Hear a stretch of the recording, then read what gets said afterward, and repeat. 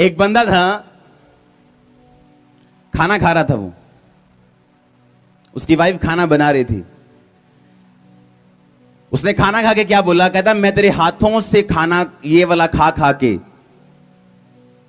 उकता गया हूं, बोर हो गया हूं।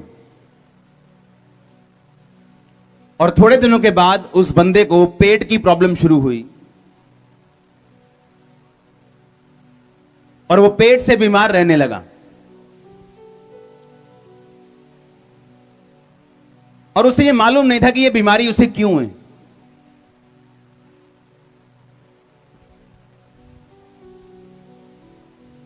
प्रभु यीशु मसीह ने कहा, तुम अपनी बातों के कारण दोषी, अपनी बातों के कारण निर्दोष ठहराए जाओगे। उसने कहा, जो निकम्मी बातें मनुष्य बोलेंगे मैं उनसे उनका लेखा लूंगा।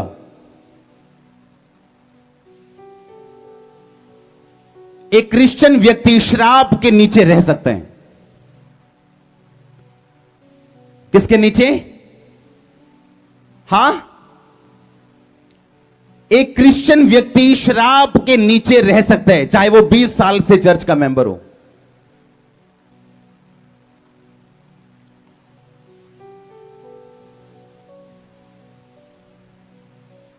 जब उस बंदे ने ये बोला कि मैं तेरे हाथ का खाना खा खा के तंग आ गया हूं, उसके शब्दों ने उसकी जिंदगी में एक बीमारी पैदा कर दी। उसको यह बोलना चाहिए था कि प्लीज अपना खाना और अच्छा बनाओ। और उसने क्या बोला, मैं तेरे खाना खाने से, तेरे खाना बनाने से, इस तेज से क्या आ गया हूं, तंग आ गया हूं। और उसे मालूम नहीं था अपने शब्दों से उसने अपने ऊपर क्या डाल लिया, एक श्राप डाल लिया। और उसके बाद उसे पेट की बीमारी हुई, कोई दवाई काम नहीं आई, कोई प्रेयर काम नहीं आई, कोई हीलिंग काम नहीं आई, और वो सदा बीमार रहा। एक बंदा, एक पास्टर एक विश्वासी से मिला और उस विश्वासी ने बताया कि मेरे जो पैर हैं इतने दर्द करते हैं, इतने स्वेल रहते हैं, इतने भद्दे रहते हैं कि मैं कुछ नहीं कर सकता हूं। उस पास्टर ने उसके पैर पकड़े और उसके पैर को बोला,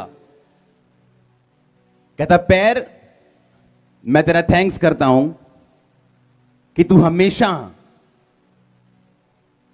वो लड़की थी, वो एक बहन थी, कि इस बुजुर्ग बहन को तू हमेशा इसकी हेल्प करता है और जाने के लिए इसको तू सही सलामत लेके आता है। और बिना प्रेयर उसके पैर ठीक हो गए। सुनो ध्यान से, उस औरत को बात समझ नहीं आई क्योंकि वो खुद एक इवेंजलिस्ट थी। उसे मालूम नहीं हुआ कि मैं इतनी प्रेयरफुल हूं, मेरी प्रेयर से लोग ठीक होते हैं, पर मेरे अपने पैर बीमार थे और कारण मुझे मालूम नहीं था। उसे होली स्पिरिट ने याद करवाया जब वो 15 साल की थी और कॉलेज में और स्कूल में कुछ लड़कियां ऐसे ग्रुप में बैठी थी अपने अपने पैरों को निकाल के, और सब एक दूसरे के पैरों को देख रही थी किसके पैर ज्यादा सुंदर हैं। और इस लड़की के मुंह से निकला, तुम्हारे सबके पैर कितने सुंदर हैं पर मेरे पैर भद्दे हैं। और उसे मालूम नहीं था, तब से एक श्राप उसके पैरों पे हमेशा उसके मुंह की वजह से रहा। एक श्राप है जो आपके अपने मुंह से निकलता है, आपके अपने लिए,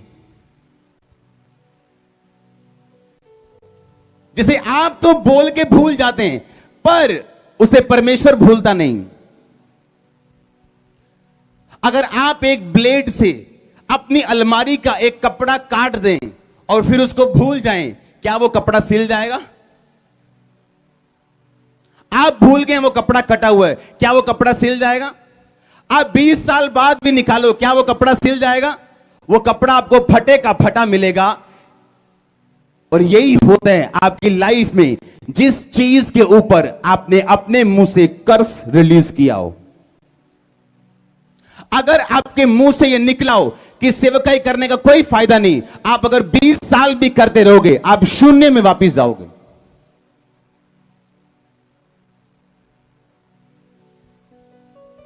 एक श्राप है जो आप अपने ऊपर अपने शब्दों से लेके आते हो, और उस श्राप को ना तो किसी पास्टर की प्रेयर तोड़ सकती, ना तो हीलिंग पावर तोड़ सकती। उसे तोड़ सकता है, तो आपकी तौबा, आप उस पाप को याद करके तौबा करें, माफी मांगे, उन शब्दों को रिवर्स करें, उनको कैंसिल करें और उसके बाद नए शब्द बोलें अपनी लाइफ के ऊपर। तब तक आपको कोई उस पाप से, उस कर्ज से आपको कोई दुनिया में आजाद नहीं कर सकता।